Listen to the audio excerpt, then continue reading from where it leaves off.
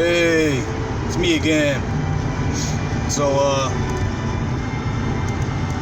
this is becoming kind of a pattern. I'm usually leaving work or something when I come up with these videos. And just splinters off, branches off from some of my Facebook posts today. But also from a thought I had a couple days ago. I just didn't get a chance to really post it or anything like that. And you know, I like to put I like this video thing because I like people to hear my inflections and intonations and you know, my passion and smart assness and all that good stuff in my commentary. If you can't already read it in my typing. But first thought, it's a fresh one. WCLV, that was a suite from our mystery movie, which along with the spun off of the post I just made sharing the video from Fox Sports 1 talking about Kobe doesn't belong in a GOAT conversation with Michael Jordan and LeBron. There was 3 panelists, pretty, I don't know if I would say respected, but, you know, the bottom line is 3 dudes was on there. All 3 of them said that, yeah, he doesn't belong there, and they each gave some reasons. So, for people to still say that, I don't even know what to say. Like I said, I'll debate that all day. It's like the Jordan and LeBron thing.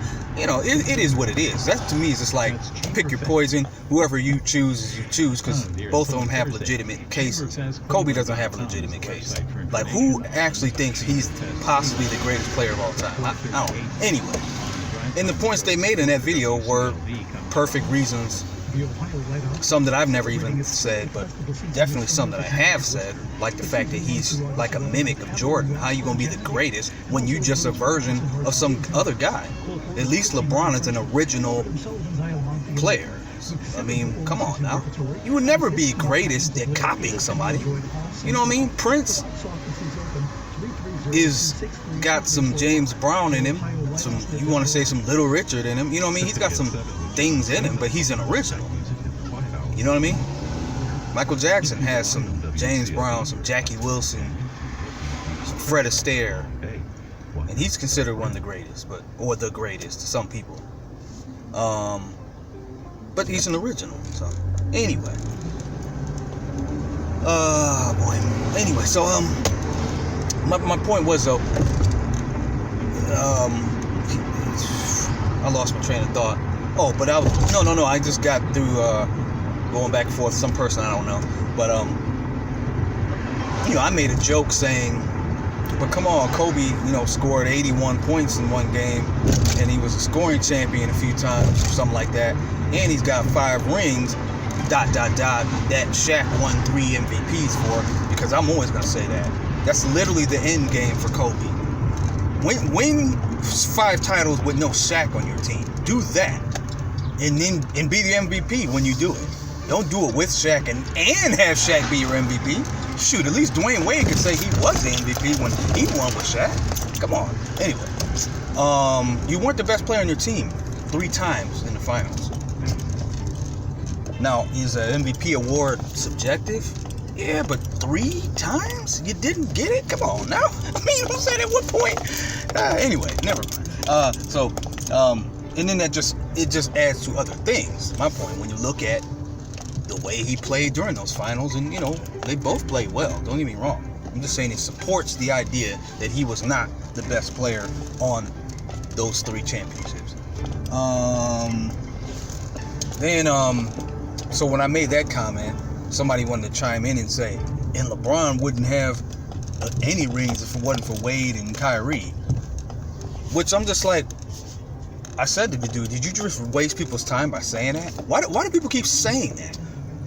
Whoever said the LeBron would have rings without Kyrie and Wade? Who said that?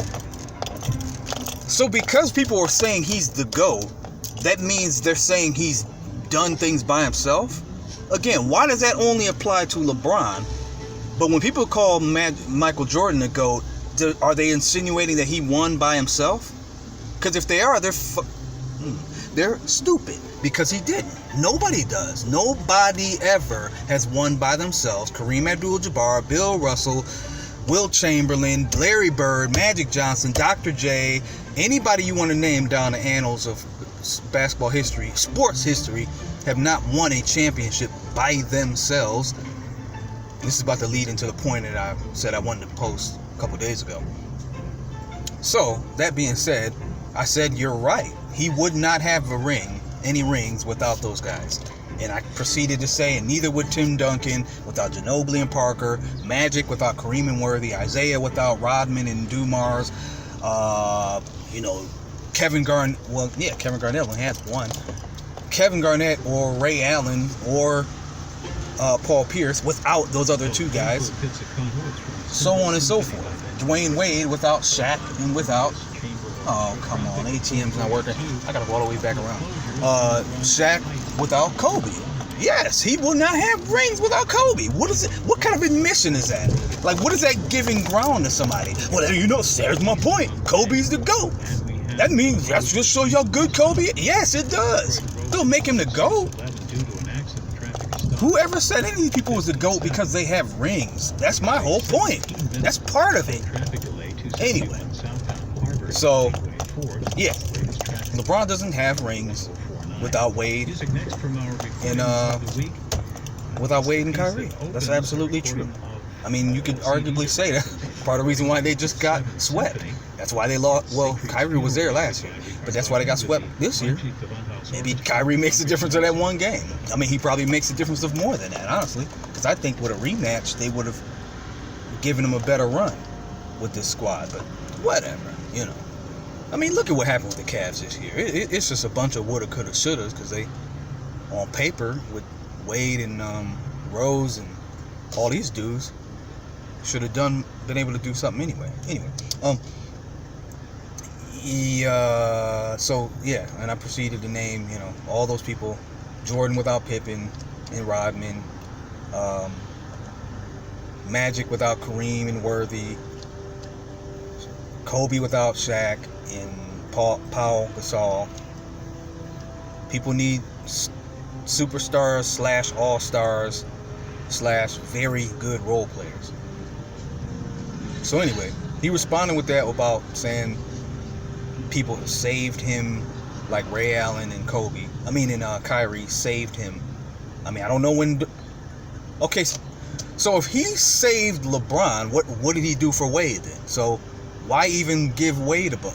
Why bring Wade's name into it to say that LeBron wouldn't have a title without Wade? But now you're saying that Ray Allen saved LeBron. And then I said, well, LeBron won every title he's won, he won the MVP deservedly. Why is that? Is it conspiracy that Kobe never won those 3 MVPs and that LeBron has won his 3 MVPs? That's a conspiracy?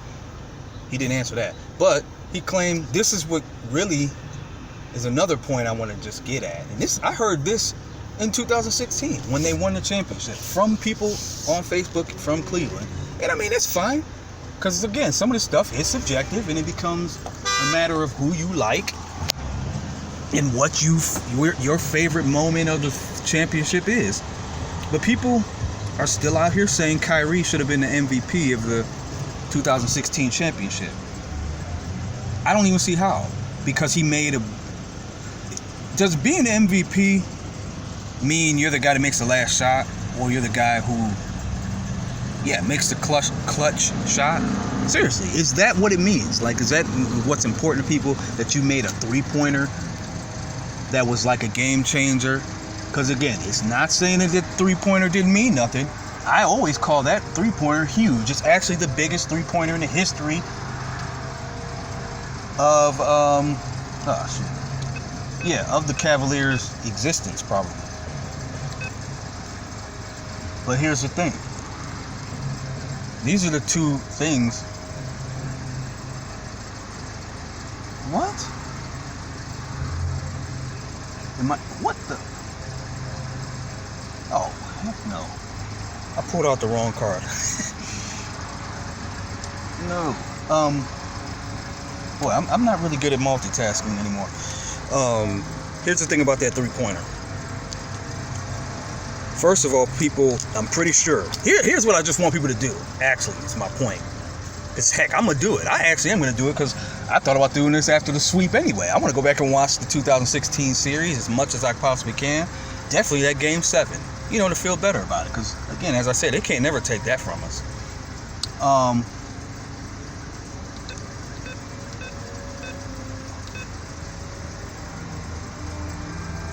Go back and look at it. I am pretty sure LeBron hit a three before Kyrie hit that three. So, I mean, that's kind of clutch too, you know, in the fourth quarter, trying to close out a game. And lastly, that three-pointer put them up. Yes, it did. And again, correct me if I'm wrong. I will go back and watch it and correct this if I am. LeBron's block on Iguodala was after the three-pointer, so that prevented something from a score from keeping the game close. So that's further protecting the lead that was created. In fact, here's what I want to say.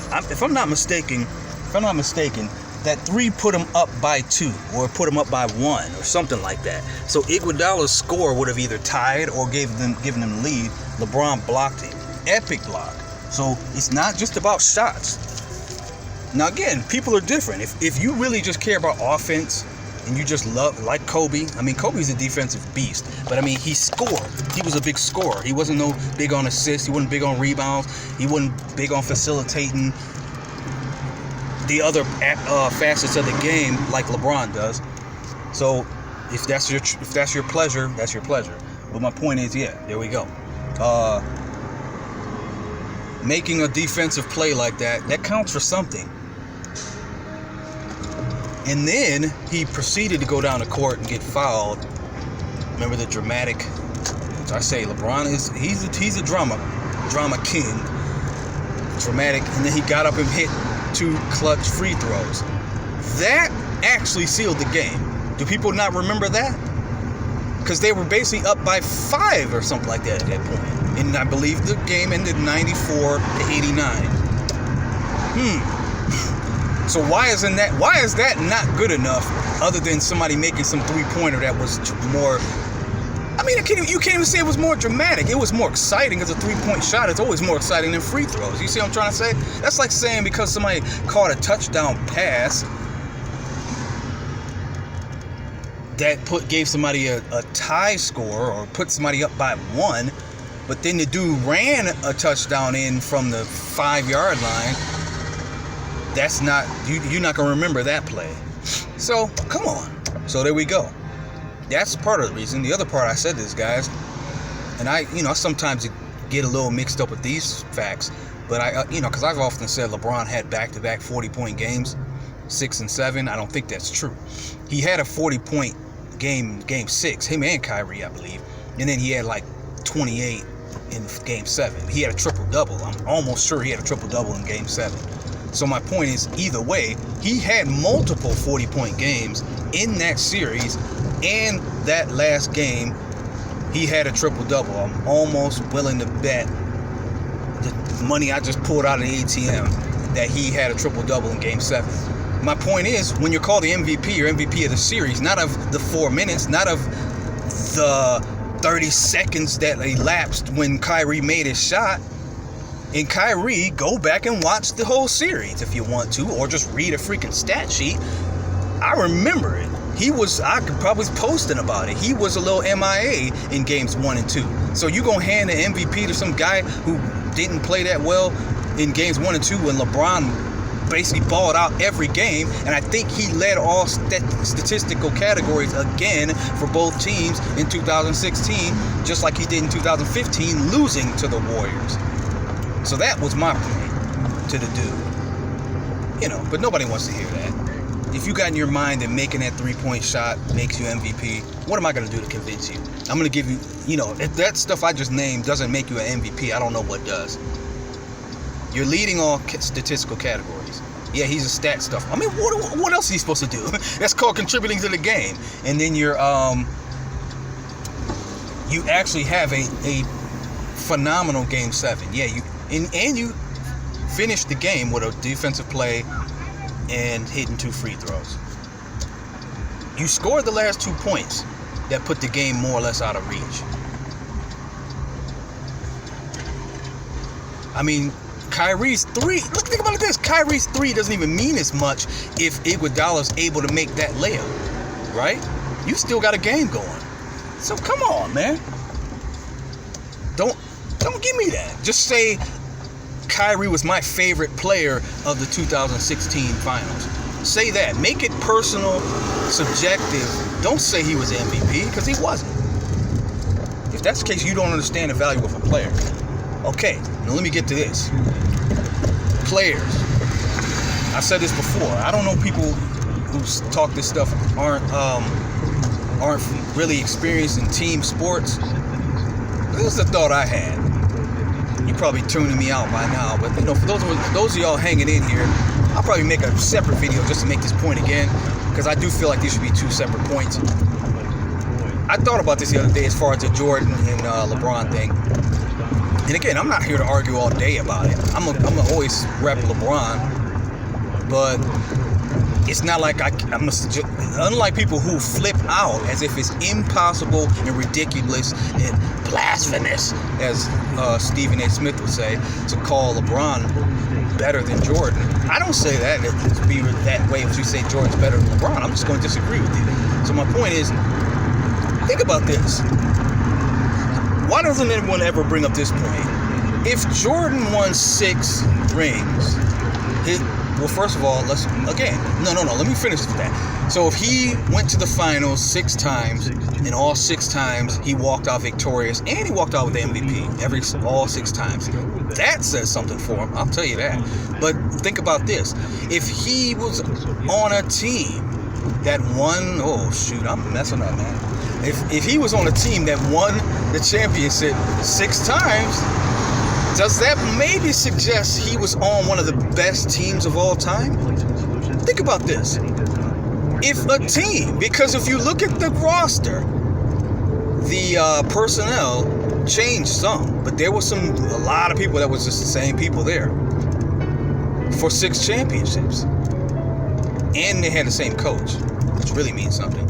So, are we really talking about the best player? I'm not saying we're not. I'm asking the question. The best player, or are we talking about one of the greatest teams of all time? Which is funny, because when it's convenient for people to bring that up, like when the Warriors won their 73 games, they say, could the 2016 Warriors beat the 96 Bulls? Why do you think they're saying that? Because the 96 Bulls is one of the best teams of all time, because they had the best record of all time at that point. So this all goes back to how rings are more reflective of teams. Think about that. Weren't the Lakers teams that won championships incredible? Weren't the Boston Celtics teams that won championships incredible? Weren't the San Antonio Spurs teams that won championships incredible? And I also made a point earlier on another person's post. I can name some great teams that didn't have a superstar who won championships, like the 2004 Detroit Pistons, but you can't really name a superstar who didn't have a good team. You know what I'm saying? Of course, the superstar gotta have a good team, but a team don't necessarily have to have a superstar if they're a good team, great team. And that works in every sport. You usually have one, but you don't have to. And the Tampa Bay Buccaneers 2002 in football come to mind. 2007 and 2012 New York Giants come to mind. I mean, was Eli Manning a superstar? Michael Strahan? No. I don't think so. Tiki Barber? No. Anyway. So think about that when it comes to Jordan. He was the best player on great teams at that time. So that made him the best player in the league, absolutely. And probably the best player ever at that time. There's nothing wrong with that. There's Nobody to argue with that. It's not sitting there acting like he was just on a team. Oh, he's just a guy. He was a jag. No, I'm not saying that. His team was very good, though, is my point. That can't be denied or ignored. His team was phenomenal. And, oh, and here's my contrast. I don't think anyone would think that the Miami Heat teams that won titles would be argued as one of the best teams they've ever seen. And I definitely don't think the Cavaliers team of 2016 would be argued that. Were they a good team? Yeah. Heck yeah. Again, it's nobody saying LeBron won by himself. He was on a good team for once in Cleveland. Finally. Shoot, he was on a good team in 2015, except two dudes got hurt. I still said he would have had a back-to-back championship. They would have won 2015. Again, he solidified his legacy in that series. Winning 2 games, the Cavs winning 2 games without Kyrie for most of that series, and Love gone. Period. These are the little things I pay attention to because teams win championships. Players, superstars are a part of that process. You cannot be no greatest of all time and have never won, because that would just reflect something's wrong if you weren't even able to somehow be a part of a team that could win a championship. That's why, and that's what those guys said in that video I posted. You gotta have some, or 1 or 2 or 3, something, you know. But they were pointing out, this is where I got to, because they beat me to it, and I was gonna say this. This is all a matter of preference. I would rather. This is me. You call me a freaking loser if you want. I don't care. Screw you. I would rather be. I'm not gonna say I would rather. My point is, to me, going to 8 straight finals on 2 different teams is a greater accomplishment than 6 finals where you never lost. For an individual, because guess what? Your team won 6 championships. That must mean you had a good team. Think about that. Think about it. How can your team not be good if they won 6 championships? So you really were the difference in them winning 6 championships. I mean, and again, Jordan is a difference maker, but isn't the rest of his team probably good? Aren't they? I mean, why were they considered the best team? Unless you just really think this dude was doing things hand over foot by himself, then, you know, we got to start the argument all over again. And again, he had a great coach. The only coach gets some credit for strategizing, things like that. Never heard anybody say Phil Jackson wasn't a good coach, or and look at who LeBron's coaches have been: Mike Spoelstra and Tyronn Lue. I mean, are these guys Phil Jackson? And don't say, well, Phil Jackson wasn't. I heard somebody say Phil Jackson wasn't nobody until he got. I mean, what did he do when he got there? What did he do after them? He's got 11 rings. He's got 11. He did 2 3-peats. No, he did 3 3-peats and then 2 with Kobe and Gasol with Lakers stint number 2. That's freaking sick. Apparently he's a good coach. Well, what does he do? He lucks up with great players? So, I need a talk show, and this is like basically my audition reel. So, heck, make this go viral, and they can put it on First Take, and me and Skip Bayless, and they'll invite me to the studio. I mean, because like I said, I want to choke him and sometimes Stephen A. Smith, all them dudes, honestly. But I actually dig them because, like me, they can get passionate about what they believe, and they have conviction about what the stuff they're saying, whether I agree with it or not. And some people like that I can actually appreciate. And I can laugh at them sometimes. But, yeah. So, back to what I was saying. It means to me, it says to me that Jordan was on better teams than LeBron was most of his career. Because again, he had pretty much the same supporting cast. Whereas what was LeBron? Think about this. If you switch teams, and then people say he left one super team to go to another super team. So when he went to the Cavaliers, he had a super team?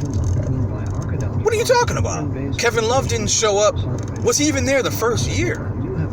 2014. Let me think about this. Yeah, okay, they brought him in mid-season or something, something like that. But when he got there, it was just him and Kyrie. And nobody's thinking that's a dang super team when he gets there. I'll admit that. Him going to Wade and Bosh, or going to Wade and having Bosh join him, that still has worthy of its criticisms. My thing about that is then he went over there and became the best player on the team, which is what Kevin Durant's doing on the Warriors now, but I still have less respect for it because those dudes already had a championship together and had a 2-time MVP on their squad. That's just not the same thing. To say that Kevin Durant joining the Warriors is the same as LeBron going to the Heat, not the same thing. And that's the team that beat him the prior year. It's just not. LeBron goes to the Celtics with Kevin Garnett, Ray Allen, and Paul Pierce. Yeah. Now you're actually talking about the exact same thing. You're talking about guys who won a championship and had 3 legit Hall of Famers, so on and so forth, and then you went and they beat you out of the finals and you go join them. That would be the exact same thing. And there's a meme out there, and I'm gonna post that one of these days because I forgot to do it. That sums it up perfectly as far as that thing goes. But I'll give Durant his credit. He's the best player on that team right now. But so what? Okay, you're the best player on a stacked team that you went to, that you knew you would be the best, but you knew they were going to be stacked and help you out. I mean, that's not what LeBron did. That's not what LeBron did. He didn't go to the Cavaliers knowing he was going to be the best player on a stacked team. No way. Nobody was thinking, you thinking Kyrie's an up-and-comer at that point. He showed out once LeBron got there, honestly. He showed flashes before that, and then they got Love. What's wrong with that? I mean, that's called the Bulls getting Dennis Rodman, who was a certified Hall of Famer when he got there. Defensive Player of the Year already with the Pistons. 2-time champion already with the Pistons. So I remember that. I remember that being a big deal when they went and got him. So huge free agent acquisition or whatever it was, trade, I don't know. So that's my point. The fact that LeBron's personnel change over to leave the Heat and go to the Cavaliers, and then change over from year to year with the Cavaliers, whether it's through injury or trades or so on and so forth. Yet he accomplishes the same thing. That's why I say he's the GOAT. That's my new thesis